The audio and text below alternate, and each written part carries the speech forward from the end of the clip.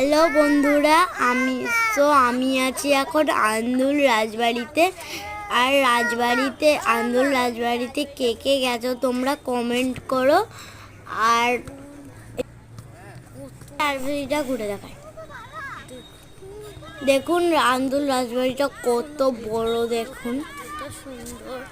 দেখুন ওইগুলো আশা করি সবাই দেখেছেন। আর দেখুন আর যারা যারা দেখেননি তারাও কমেন্ট করবেন যে না। তো বলুন বন্ধুরা, আপনাদের এই রাজবাড়িটা প্রচুর প্রচুর যুগের পুরনো।